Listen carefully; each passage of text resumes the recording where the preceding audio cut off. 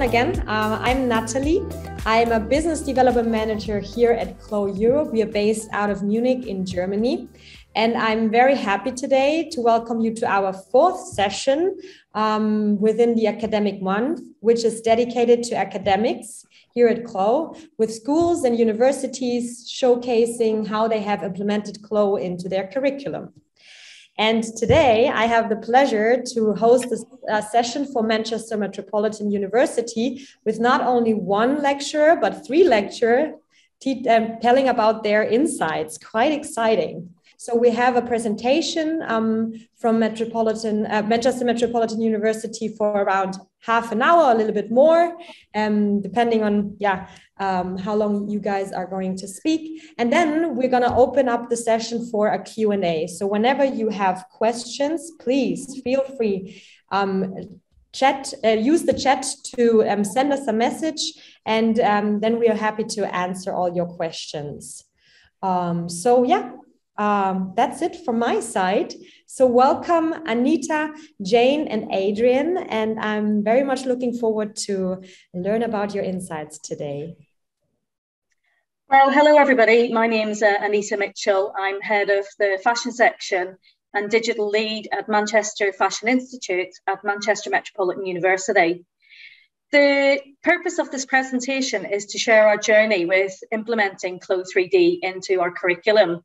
And to help to contextualise this, I'd like to briefly introduce you to our institute and indeed our university. Manchester Metropolitan University has around 34,000 students, and we have a huge alumnus that spans over 170 countries. Research is a strength of the university, and particularly at the Faculty of Arts and Design, which houses the Manchester Fashion Institute. Manchester Fashion Institute has just under 3,000 fashion students and has been ranked second in the UK for art and design research and sixth in the UK for fashion and textiles. The university has a silver award for teaching excellence. The university is also ranked first in the UK for sustainability in universities. Manchester Fashion Institute has cutting-edge resources that sit across a large state-of-the-art building that include digital studios, immersive studios, fashion studios, and specialist workshops that are all supported by incredibly experienced technical support teams. We've got a long-standing link with industry partners in the luxury and high-end sector, and this obviously supports our live projects and work-based learning. Fashion students have access to a huge range of cutting-edge technologies, and these include anything from our textile testing equipment and sublimation printers, automated cutting. So moving on, I'd like to outline our journey with 3D prototyping and digital technologies, which started nearly 20 years ago when we originally introduced it into our curriculum.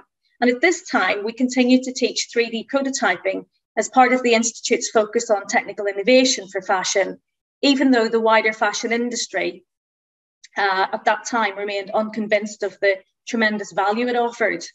So around 5 years ago, we recognised that the fashion industry was facing further major challenges, much of which could be solved through digitalisation. And it was obviously at this point that we developed a digital strategy to drive our technology and to drive obviously ourselves forward with these actual 3D prototyping skills. So basically, in a nutshell, in keeping with our strategic plan, we have supported our staff. I think my slide has jumped on a little bit. We've supported as part of our strategic plan, we supported our staff to upskill in the use of CLO 3D, but also to gain a better understanding of the pedagogy associated with this technology, so that our graduates can exit our institute industry ready and future-proofed and able to lead in a rapidly changing job market driven by digitalisation. So reflecting upon our journey so far, we've realised and resolved a number of challenges in our implementation of CLO 3D. Firstly, we've all realised and accepted that learning a new piece of software is not an instant process. It's an ever-evolving journey, and you get out of it, really, I suppose, what you put into it. Which leads me to my second point, which is it's crucial and it's so important that academic staff with, have the appropriate training, and more importantly, we recognise how much effort it takes to actually champion this technology, especially when you're working in a very busy fashion school. Beyond this issue of staff training, we also have considered the importance of headspace for actually practicing the software. And that's obviously another really important factor in the planning process. Keeping on top of practicing needs self-discipline, but also buy-in from management. And this is an area that we continue to work hard on. But our most valuable asset is not just our wonderful students, but our precious academics and technical staff. And I'd like to introduce you to some of our key players who have been instrumental in ensuring the successful implementation of CLO 3D into the curriculum. The 3D fashion team include myself, Adrian Thornton, Mary Aspinall, Willow Dill Russell, Abu Siam, Jane Meakin, and Rebecca Neary. Each member has contributed a short presentation of their journey today within overarching themes to include hybrid, which will obviously consider the interface between the phygital, digital, and diversity in terms of how CLO can support the development of sustainable fashion apparel that accommodates diversity of shape and aesthetics. Developments in animation and virtual reality will provide an insight into our future aims and objectives with 3D prototyping. And finally, how we have used CLO to support international collaboration with academic and industry partners around the globe. Some of the team, including Mary, Willow, and Abu, cannot be here today, so I'm going to be presenting their content on their behalf. So moving on, let me hand you over to Adrian, who will present his journey called Hybrid. Over to Adrian. Thank you, Anita. Hi, I'm a senior lecturer in creative pattern cutting here at Manchester Metropolitan University. My specialisms are flat pattern cutting, digital and virtual pattern making, tailoring and garment technology. The following slides will discuss how a hybrid smart framework emerged during the pandemic, which is now being embedded into our curriculum. Hybrid physical blended learning, a novel framework to learn and teach in practice-based fashion. So the images to the left of the screen illustrate how students have created well-informed bodies of work utilising the hybrid smart framework, illustrated here to the right. The students showcased here how those that have demonstrated an accomplished skill set for traditional pattern and make practices, which has been underpinned by their ability to explore new technologies, finding alternative solutions in presenting their potential to the fashion industry. During the first wave of the pandemic 2021, solutions to facilitating online learning and teaching of practice-based fashion were explored, with online Zoom and Teams being adopted. This enabled tutors to reach students who were living in isolated conditions during this time, including the students showcased here. It was quickly recognised that working smart not only saved time, expense and fabric and paper waste, but also contributes in creating a more sustainable engagement in the learning and teaching of practice-based fashion. The hybrid smart framework has since been embedded into our students' learn their craft. First year students are encouraged to make half-scale mannequins and begin their inquiry in miniature, reflecting past and current industry practices, and are also introduced to do 2D digital pattern making Gerber technology. Second year students continue this practice, but are introduced to CLO 3D with the option of working solely with digital outputs. Third year students have the option to engage with CLO 3D as best fits their practice. Once the students have learned the basics of CLO 3D, they're able to develop their design in best ways that suit their preferred learning style.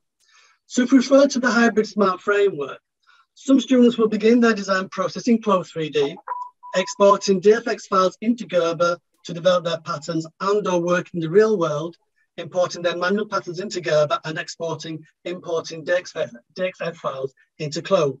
Or they may work in the real world and CLO environments. It is anticipated that students will alternate between environments as and when they feel necessary, providing them with the flexibility and the knowledge that their simulated garments will fit in the real world. I believe it is important to encourage a hybrid smart framework in a practice-based learning environment, as students are still learning their craft, where real-world experimentation underpins students' problem-solving the unknown. The students showcased here have all opted to study digital outputs as their submissions for at least 1 unit of study.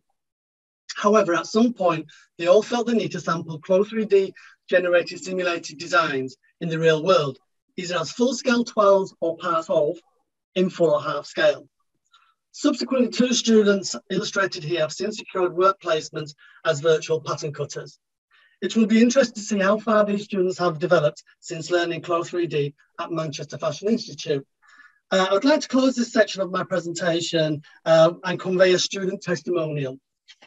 And it's one of the students that actually secured a work placement as a virtual pattern cutter. Working digitally has really been enjoyable. It saves plenty of time and resources when developing garments. After working digitally, you quickly understand where it falls short, which has led me to work in both physical and digitally. Intricate details and insides of garments and visions aren't so achievable unless you are very patient. And so it makes much more sense to sample them physically alongside.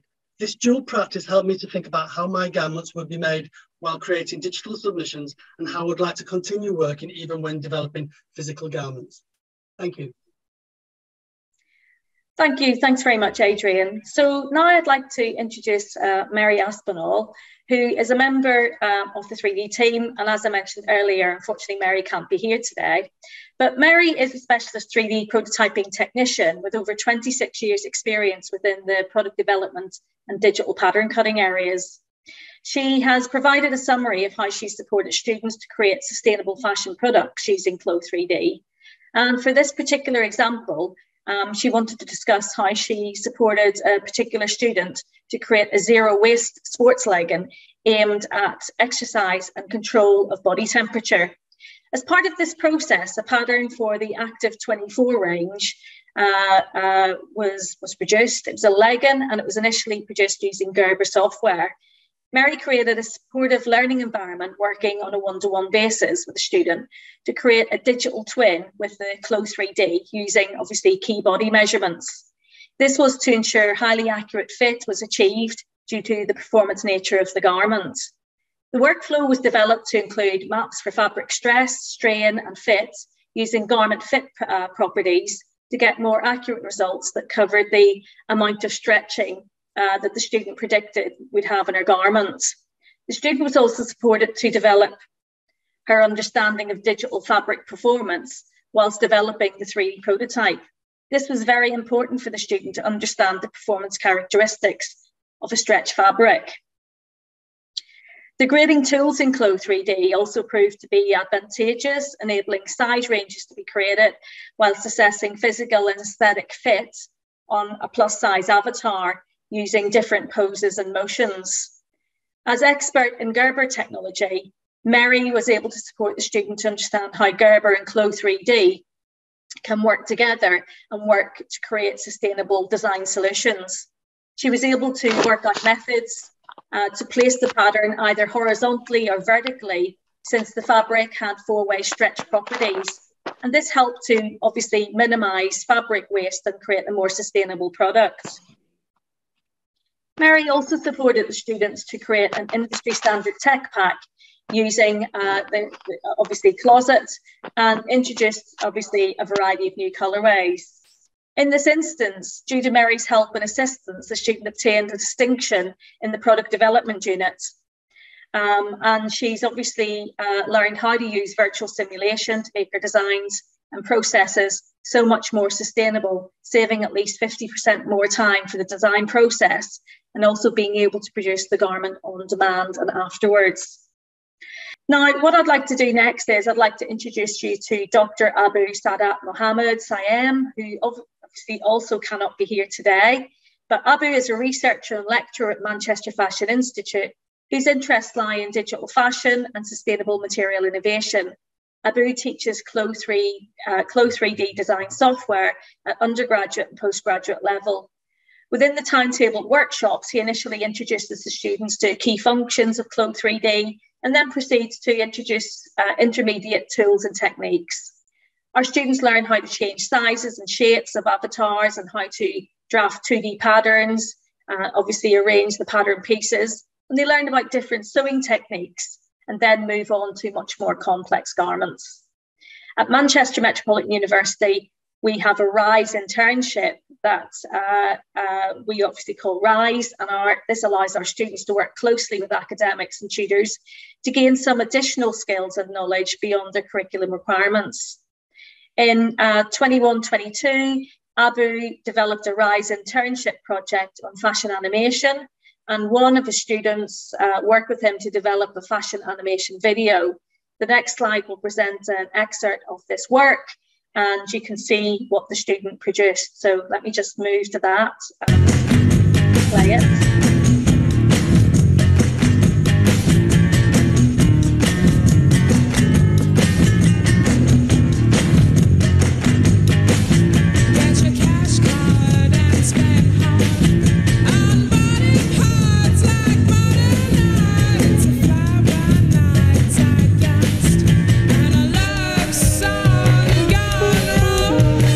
The development of the animation that you watched involved avatar morphing, then the development of 3D garments. And once the 3D simulation of garments on the avatar is done, a motion was assigned to the avatar. And finally, the animation video clip was captured while in the animation mode of the CLO 3D software. So I'd now like to hand you over to Jane Meakin. Hello, everybody. So I'm Jane Meakin. Nice to meet you virtually. I'm also a senior lecturer in fashion technology and a researcher within the Fashion Institute. And I think you already know that we're based in the northwest of the UK.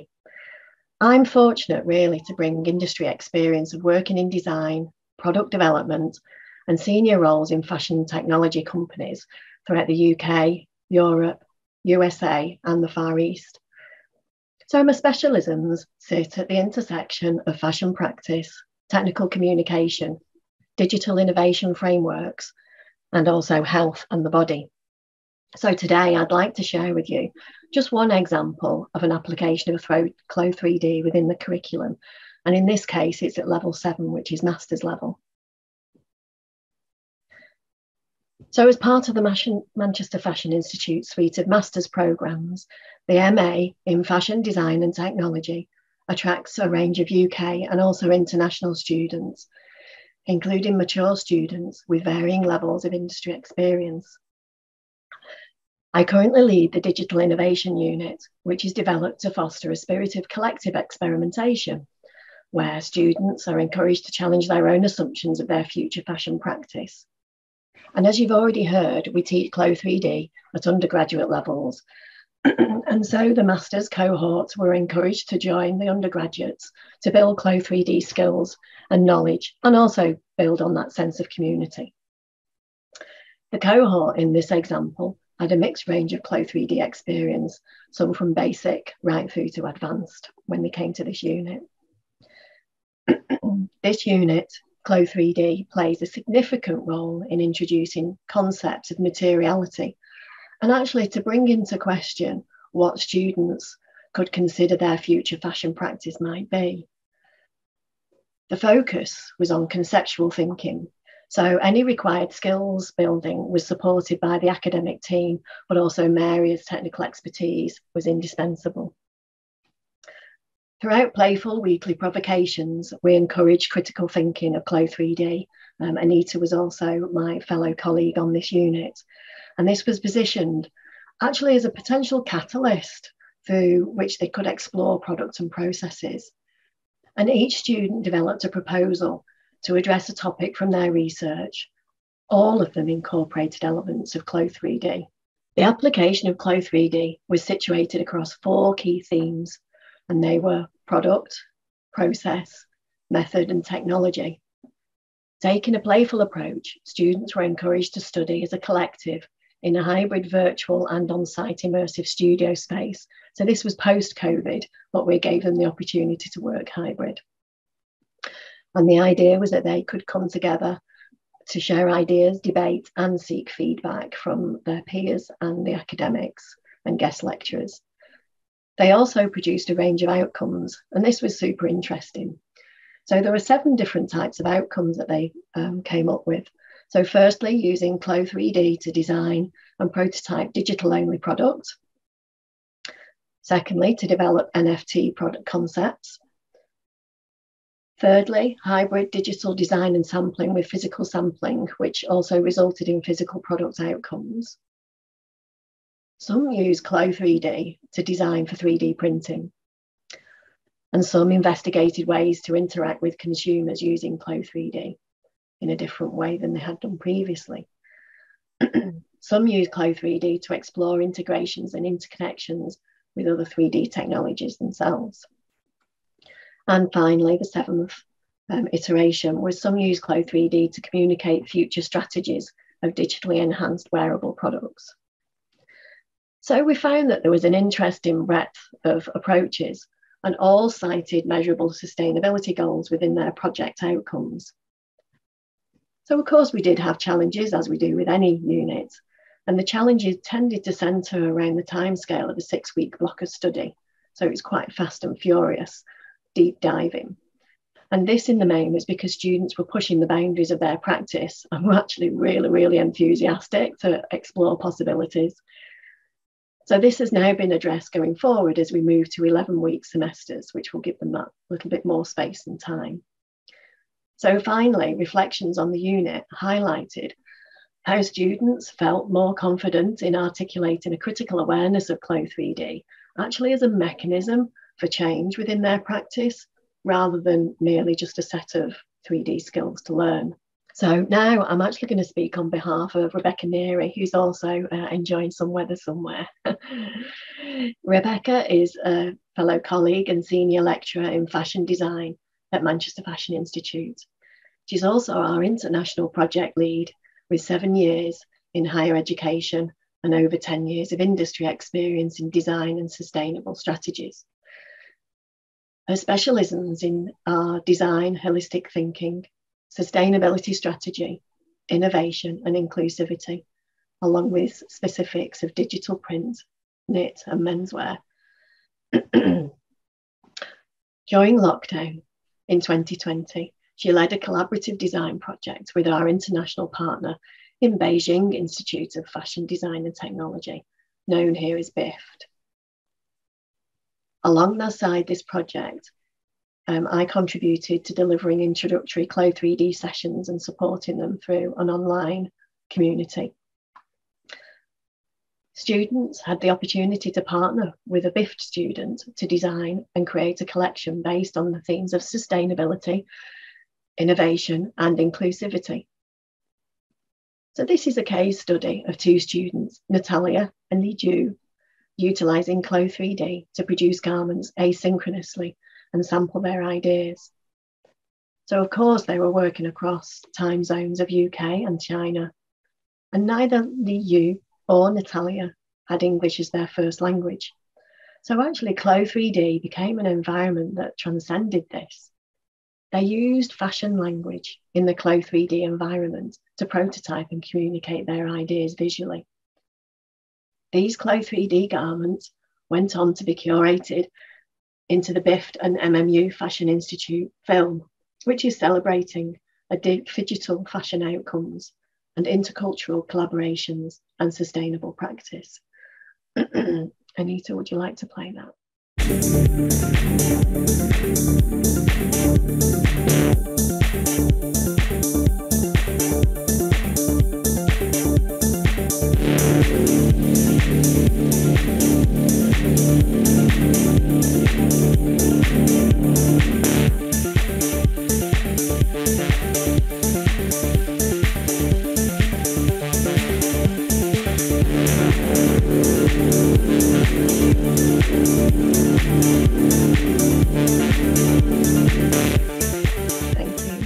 What was super interesting as well is that the language barriers were actually truly transcended, and also generational differences, because Natalia is a mature student and Li Yu is a going through student. So super interesting to be involved in that. So overall, students who integrated and interacted with CLO 3D actually displayed increased self-efficacy, metacognition, and actually positive digital confidence. They embraced this technology as an enabler for their practice, and they valued digital as outputs. And overall, we found that the CLO 3D sessions were actually oversubscribed. It was difficult to get everybody in. This So this agile pedagogy created an environment for virtual mobility and intercultural communication, which allowed students to experience a less Eurocentric approach to design thinking, which was super helpful for us to give those students that opportunity. Our students value materiality and physical practice, and they now champion the experimentation and the expedition that this CLO 3D technology and technologies generally can add to their interdisciplinary fashion practice. The film above is a celebration of all of this and showcases how CLO 3D, coupled with intercultural projects such as this, can actually add a multi-layered enrichment to the student learning journey. And now we're in our third generation of this project, going into 22-23 with BIFT, and we're actually really excited to see how this continues and develops over the coming year. So thank you. I'll hand you over to Anita now. So I've just got one more little video to play to further represent what Jane was just presenting.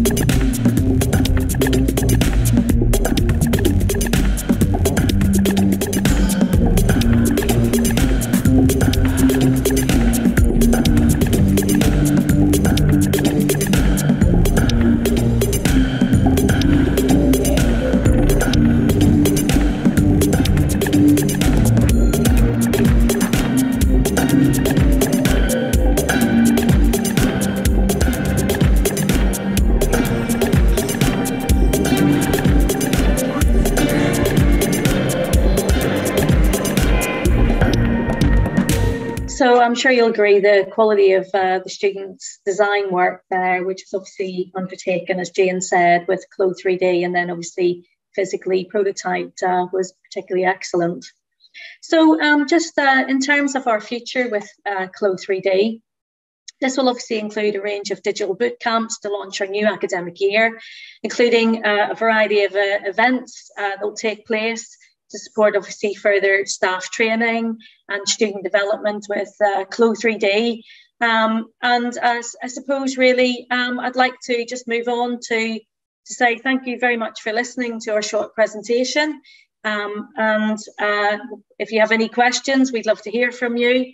There's also some contacts here if anybody wants to get in touch with any of our academic or technical staff. And back to you, Marie. Thank you, Anita, and thank you to all of you three. We really enjoyed all the the information about your curriculum and also about all the students and projects. Particularly, I was really inspired by Natalia's and Li Ju's story about the communication, because it is also really for us very important to emphasize that 3D can really be this language that can be used worldwide. And as we know, in the world, in the industry out there, we not only work with partners within our own country, our native language, but also very globally and internationally. So 3D can really be helpful to bring everyone a little bit more together and easier, smoother language to be used by everyone. So that gave me really a little bit of goosebumps, to be honest, to hear about that experience for them within their studies. So thank you to all of you, and also thank you for including the content of the other lectures. I'm very happy that we got this whole overview of how you teach and what you teach at Manchester Metropolitan University. So enough of talking from my side. Are there any questions from the audience that you would like to address to the speakers today? Here is one. Thank you for sharing the applications and results of the students. The connection with zero waste inclusive avatars, gender inclusion was inspiring. And there is also another long message. Is there any way we can hear about more training for academic stuff? I'm currently using YouTube CLO 3D videos to teach myself, but would love more interactive and face-to-face training. This is also exciting, amazing. I guess, is that a little bit more addressed to the CLO staff, I guess? Or I guess there is a workshop. Maybe this is a time for me also to promote a little bit our workshop, because next week we're going to do an academic workshop. It's actually sold out, I believe, but we do this more often throughout the year. So watch out for our social media or send us a message to the representatives you might already know at CLO, because we can give you more information about the next course. Exactly. I could also add in. And probably Jane as well. Jane, do you want to go first? Yes, that's fine. And I was just, in terms of academic staff, as Anita very rightly said, I mean, Anita's our lead and principal lecturer. So in terms of that top-down management, to actually get buy-in for us, and obviously there is that self-discipline for people to actually attend, but we've really fostered an environment where we use Teams. So we have an online community chat space for staff, and we post. I also developed during COVID a SharePoint, so basically a website for sharing and building resources between ourselves. But really to have that commitment to go on CLO 3D sessions, as Natalie has just mentioned now, it is like really, really key. So even though we might have been on it once, we go on it again, which I think is unusual for some business models, that you would literally be sent on a course once and that's it, you'll have to continue. Yeah. But Anita takes the approach that actually, we know pedagogically that you only learn about 40% of what you're taking in, what you're exposed to at any one time. So we do that. But the online community chat space for staff and fostering that environment and regular get-togethers and chats, typically virtually at the moment, is how we handle it. Amazing. That's amazing to hear, really, because I think our aim is also to bring all staff a little bit closer together, because I think there is so much experience that you can share with each other and gain those insights to bring it back to your own university or school and all of that. So amazing. Thank you for sharing that. Yeah, I just wanted to follow on the back of what Jane was saying, and really, sitting in front of a video on YouTube can be a very lonely experience. And also it can be quite hard to keep your motivation up. And, for all those CLO users out there, you've got to practice every day. You've got to do 10 minutes. If that's all you can do 10 minutes every day. If you can do half an hour a day, brilliant, you'll be supersonic and amazing. But if you go about it thinking, oh, I'll book the whole day out and I'll spend the whole day practicing CLO 3, it ain't going to happen, guys. Forget it. Unless you've got a really light, workload, or you haven't got a lot of assignments to do if you're a student. So keep it small, keep it bite-sized. But the other thing that I find can be really motivational is, as Jane said, our communities of practice. And that's really about getting like-minded people who want to be CLO users and really good CLO users to work together, because what that does is it gets a bit of competition going. And if you've got, like, Adrian or Jane will post some amazing design that they've done last week, and I'll be looking at it thinking, oh God, I'm really behind now. I can't do that. And then that makes me think I want to do something better. And before you know it, we're all grappling to be better than each other. And that's great, because ultimately as a team of people, we're getting better and better and better. And if you can find people, whether they're online or they're in your own school or somewhere else, that would be great. One of the things that I find is we're linked to a wonderful school, another school in our university called SODA, which is the School of Digital Art, and we have some people there who are really excellent animators, and they know how to use Marvelous Designer. And so I've teamed up, and some of our other academics have teamed up with those sorts of apparel creators. And you learn so many different tips and tricks that you just wouldn't know about.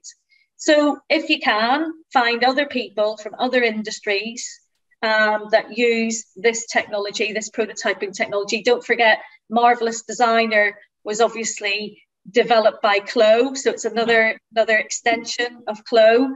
And it means that you might end up getting a job in a completely unrelated sector that you didn't even realize. It doesn't have to be fashion. It doesn't have to be apparel.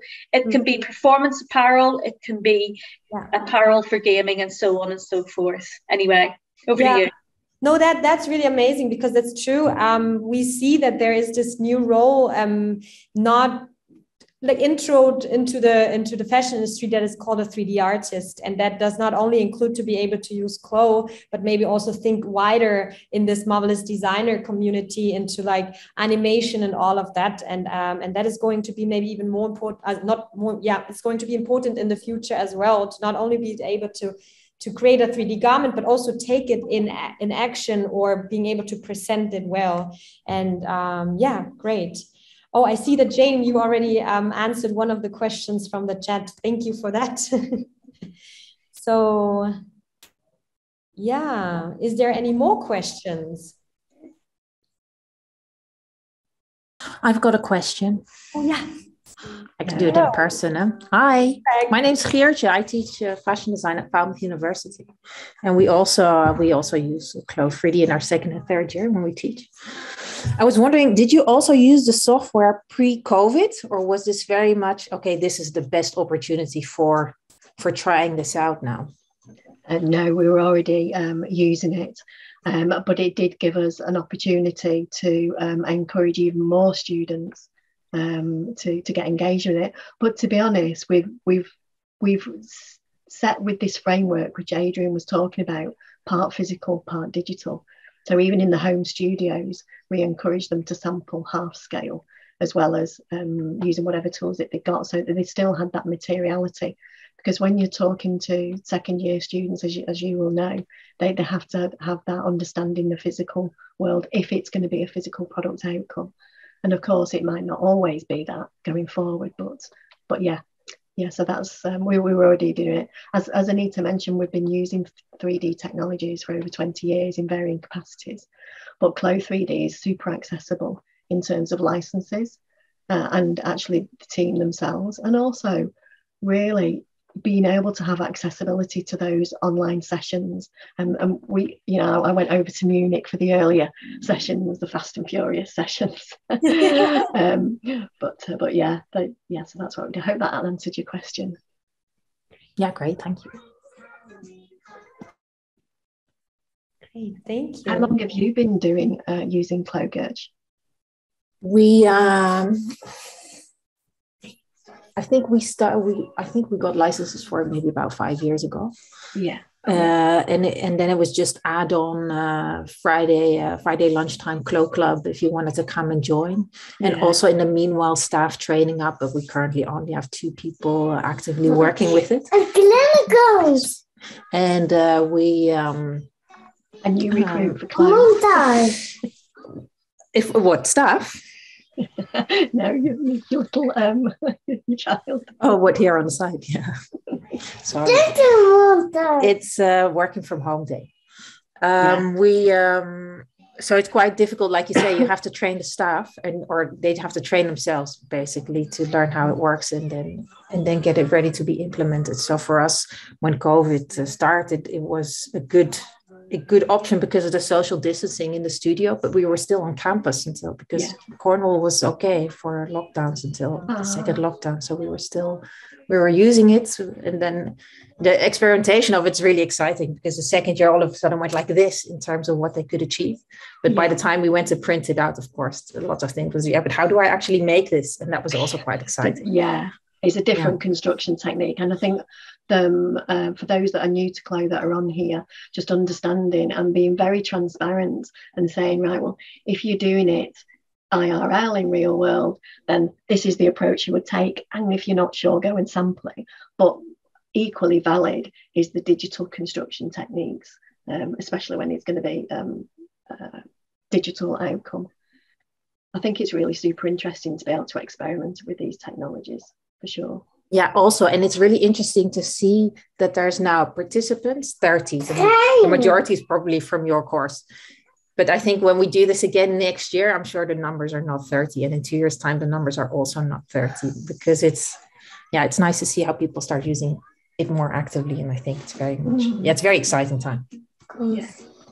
Well, thank you for sharing the work. Can I double check if the recording is also being sent out so we can share it with our staff who are currently not available? Yeah, that's a good question. So we're gonna make sure that we get all the recordings a little bit prepped, and then we plan to publish it on YouTube around mid of August. So check out our YouTube channel if you're not already subscribed. Or we will see if we send out another email to let you all know that the recordings are published then. One thing I wanted to just mention as well is that whilst there's a great number of staff dealing with CLO 3D, and we have that competitive spirit, healthy competitive spirit, it's also communicating between the staff and also the students that CLO 3D is part of the way they work. It might be that they use it for silhouette and crazy shape making. That's really sustainability, because they can go bigger than they could afford to use calico or want to use, physical stuff, or they might take it all the way through. So it is how they actually work through what their design practice and development practice is going to be, and not to get overwhelmed that, it's a big piece of software because it's got lots of functionality, because you might just use one particular element of it when you start off and then move on to other areas. Can I ask a question? Hello. Sure. Hello. I have got a couple of questions. One is obviously ManMet. I went to ManMet back in the day. That was my university when I was undergrad. And obviously you're very far ahead in terms of your use of CLO 3D and digital sampling. What are your thoughts of interacting with other possible local universities? Are you in obviously sharing that sort of that way forward? Obviously some universities are very much in the traditional way of working, they're a bit afraid of moving forward. So in terms of ManMet, how would you feel about other universities in the vicinity sort of using you as a guide? I can answer that for you. We are in touch with other universities in the UK that have just started their journey with CLO, and those academics have been in contact with myself, and I've obviously been reaching out and giving them some help and support with how to progress with their journey. We also have some research being undertaken at the moment, which is obviously charting and recording, I suppose, the changes in education that need to take place in response to what's happening in the fashion industry and those changes. So that information will be published shortly, and that will obviously give, I suppose, other institutes, other users, a good understanding of the benefits and pitfalls and what to do to actually move forward with these technologies. If you want to get with me afterwards, I can share further information, and I'll also share that research when it's completed through obviously CLO as well. I think that will be really interesting, and thank you, that's a really nice question. So yeah, please do get in touch. I will do. Thank you very much. There was a question, was it from you as well, Jenny? Yes, we do use guest lecturers as well that are working in industry. And we do that whether it's CLO 3D or anything else. We are supported. In terms of your master's program, your level 7, obviously you talk a lot about the hybrid working and use of miniatures. How much, in terms of like their applications, how do they have to have done a undergrad in fashion, so they have to have pattern cutting experience, or is it like something that you would teach straight from at level 7 level? No, so it depends on which particular one they're doing. So the one that I gave an example of today was the MA in Fashion Design and Technology. which is a natural extension of our undergrad fashion design and technologies at menswear, womenswear and sportswear. However, students may not have studied in the same way, or they might have done a business degree or geography or whatever, but it's set up so that they can explore. So when I mentioned like product, process, etc. Methods, they can explore their own work in different ways. So we had one particular, as an example, one particular student who had actually been a designer in industry, but then had moved into management and strategy. So she wasn't interested in designing, but she was interested in how clothes could be used strategically to communicate new concepts. So we get a wide variety of students coming in, and we help them decide how they're going to position and work with whatever technologies that they are, whether it's Clo 3D or anything else. Does that help? No, absolutely. That makes sense, because obviously the big thing for me as a lecturer is that like the extension of learning Clo 3D, and we were talking about this new, like being a new sort of way of designing. Like you're a product developer, you're a garment tech, you are a designer, you know, so it's making this, being able to go into different aspects, and like you said, starting off you're going to be one thing and then coming out and thinking you're another. With traditional fashion courses, it's like you have to learn how to do pattern cutting, you have to know how to like make an actual sample, and I think it's really cool that there's an expansion of opportunities in the industry, you know, and I think that's, you know, I'm a bit of a geek about it. I'm really excited about it. So yeah, hearing all this is just let's connect and talk as well. Yeah, so absolutely. I'm like-minded, and we are lucky with our, and you know, and Adrian as well, that's on here as well. He has the same sort of approach, that it is hybrid and it's about learning what students are going to take with them. Of course, at undergrad level, there are certain things that they have to learn to come out with a fashion design and technology program of study. But at master's level, of course, it is much more personalised.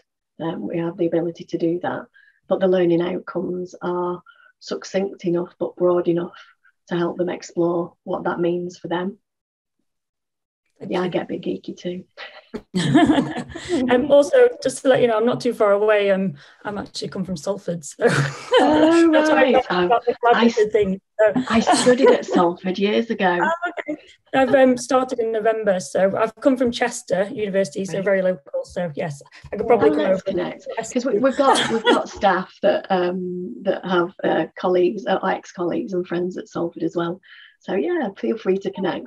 I go past there every day. Yeah, so that is actually amazing. I mean, I would love for you all to connect and exchange with each other. And so we would love, either you had the chance to note down the email addresses of Anita, Jane, and Adrian, or you leave us your email address in the chat, and we'll make sure to connect you and give you the email addresses later, so you can also direct any questions that comes up later on. So please feel free to do that, because I think sharing is everything, and we can learn so much from each other. I think we have to look a little bit at the time, but I really thank you for bringing your questions up, and it already gave me the idea that you guys really should share more with each other, and we are happy that we gave somehow this opportunity today to make this a little bit possible, just a little bit, but hopefully you connect later on. So yeah, there is email addresses coming in. Great. I'd like to end this session today, because we are running out a little bit of time. And thank you again to Anita left, but thanks to Anita, Adrian, and Jane for staying here and also answering all these questions, and being also open to be contacted later on. Yeah. Well, thank you very much for the opportunity. Sorry, my voice is going again. Thank you for the opportunity today, and it's lovely to have so many people on. And hopefully just connect with us if you've got any questions. We'd be happy to share. Wonderful. Thank you so much. Have a lovely rest of the day, everybody. Same to you. Bye-bye, everyone. Bye.